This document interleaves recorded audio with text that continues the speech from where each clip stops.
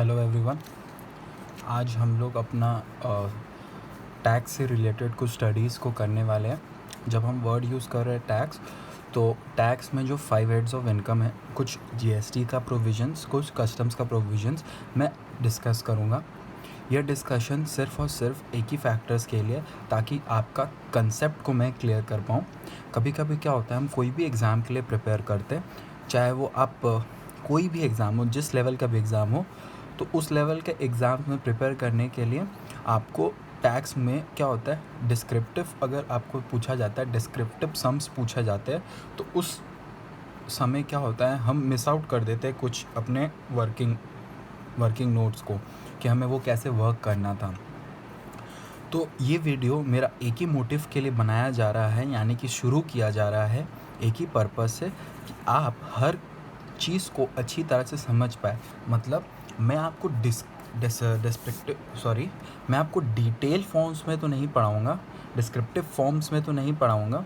मैं आपको हर एक पार्ट का प्रोविजंस को बहुत अच्छी तरह तोड़ तोड़ के सम्स के तरह एक्सप्लेन करूँगा, ताकि आपका जो कंसेप्ट है ना, वो ज़िंदगी भर कभी ख़राब ना हो।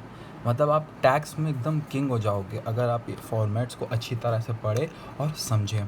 चलिए शुरू करते हैं। आज मैं शुरू करूँगा सैलरी से। One of the important heads of income में आता है ये salary.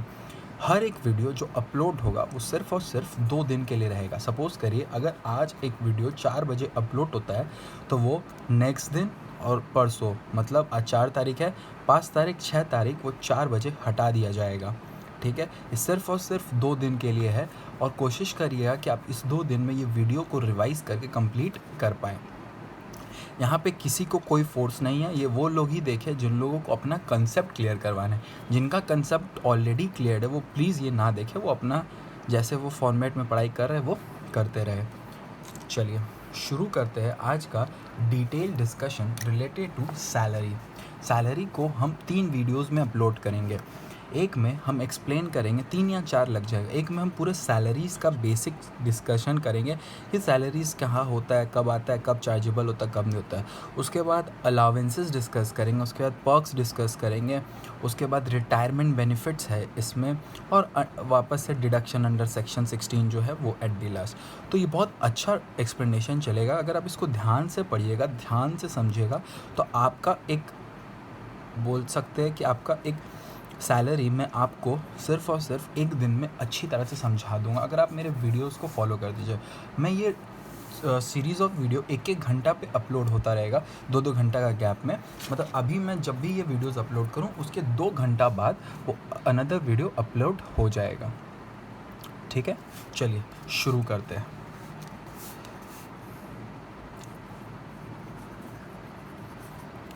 Salary. Income tax act 1961 में ये one of the important heads of income में आता है, जिसको बोलते हैं सैलरी। अक्सर ये लोगों को बहुत इजी लगता है बाकी सब हेड से, लेकिन लोग ये नहीं जानते कि यही हेड ऑफ इनकम फ्यूचर में जाके जब हम डिटेल सम्स करते हैं, तो ये अपने को बहुत कंफ्यूज कर देता है। अगर आपसे कोई पूछे सैलरी का चार्जिंग सेक्शन क्या है, चार्जिंग सेक्शन मतलब जो बेसिस ऑफ चार्ज है वो क्या है, what is the charging section of salary? The charging section of salary is section 15। Section 15 is the charging section of salary. Salary के डिटेल डिस्कशन सेक्शन 15 से चालू होता है। और भी बहुत सारे सेक्शन है, लेकिन कोई अगर आपसे पूछे what is the charging section of salary, then the charging section of salary is section 15। अब व्हाट इज़ सैलरी? सैलरी किसको बोलते हैं? ठीक है, सैलरी कब माना जाएगा? आप हर वर्ड्स को सैलरी नहीं बोल सकते। यहाँ पे हम टैक्स पढ़ रहे हैं, कौन सा अमाउंट टैक्सेबल है या कौन सा अमाउंट टैक्स फ्री हो जाएगा। कुछ अमाउंट दिया गया है, सपोज़ 10,000 हम बोलते हैं, तो इस 10,000 में क्या टैक्सेबल होगा और क्या टैक्स फ्री होगा, ये पता करना है। तो सैलरी होता क्या है कि आप अगर कुछ इनकम अर्न करोगे, तो आप कैसे बोल सकते हो कि वो आपका सैलरी हेड ऑफ इनकम में आना चाहिए? कैसे बोल सकते हो? 2 चीज़ आपको ध्यान देना है कि सैलरी में एम्प्लॉयर एम्प्लॉय का रिलेशन होना बहुत ज़रूरी है। एम्प्लॉयर एंड एम्प्लॉय का रिलेशन हो।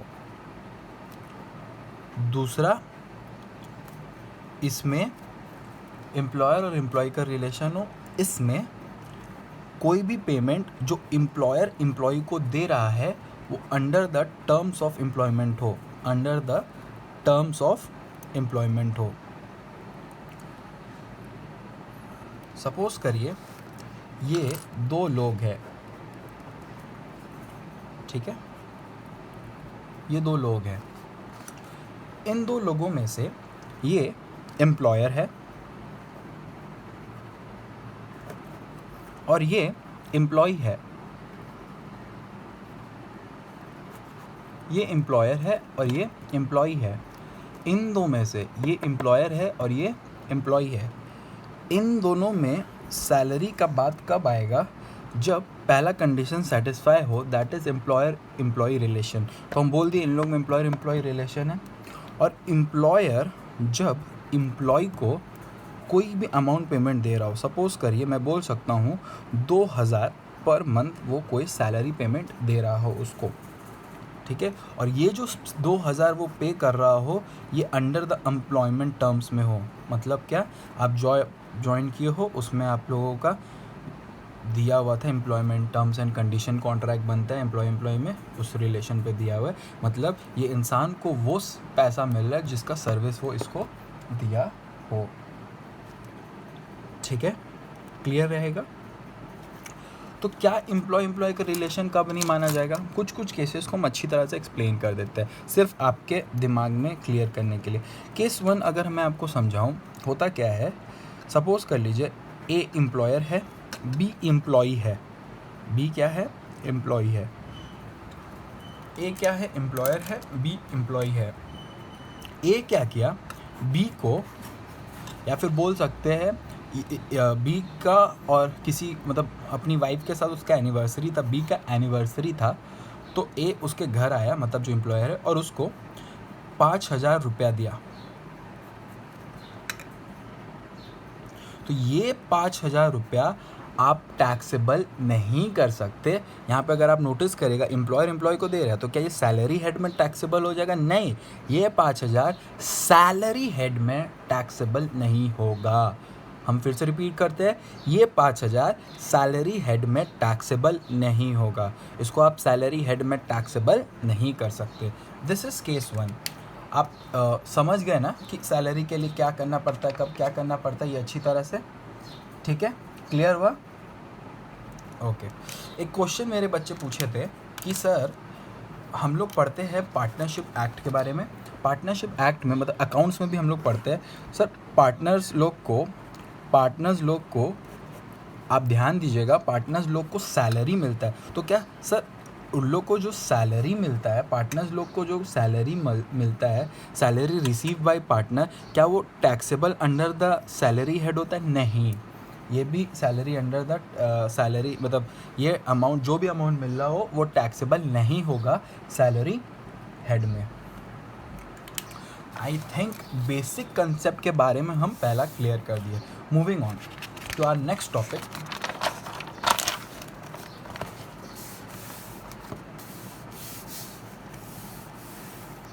चलिए, सेक्शन 15 बोलता है salary is taxable. Salary taxable है, वेरी गुड, बहुत अच्छा बात बता दिया वो।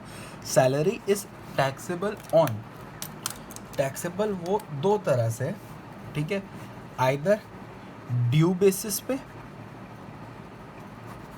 Salary is taxable on due basis, या फिर पेड बेसिस पे। Salary is taxable on due basis या फिर पेड बेसिस। इन दोनों में से जो भी अर्लियर हो जाए उस समय टैक्सेबल, मतलब सैलरी टैक्सेबल हो जाएगा, उसी समय सैलरी टैक्सेबल हो जाएगा। अब कोई मेरे से पूछता है कि ड्यू बेसिस और पेड बेसिस क्या होता है? बेटा हमको पता है आपको ड्यू बेसिस और पेड बेसिस इतना नॉलेज है, लेकिन मेरा प्रॉब्लम क्या है, मेरा एक बहुत गंदा बीमारी है, हम हर डिटेल स्टडी करवाते हैं। तो हम आपको अब ड्यू बेसिस भी एक्सप्लेन करेंगे, पेड बेसिस भी एक्सप्लेन करेंगे। अगर आपको पता है तो आप वीडियो को थोड़ा सा आगे बढ़ा दीजिएगा, ठीक है। ड्यू बेसिस क्या होता है, ठीक है। Now what is due basis? अब देखिए, ड्यू बेसिस को अच्छी तरह से समझते हैं। सैलरी ड्यू कब होता है, एक चार्ट बना लेते हैं। सपोज करिए ये रहा, ठीक है।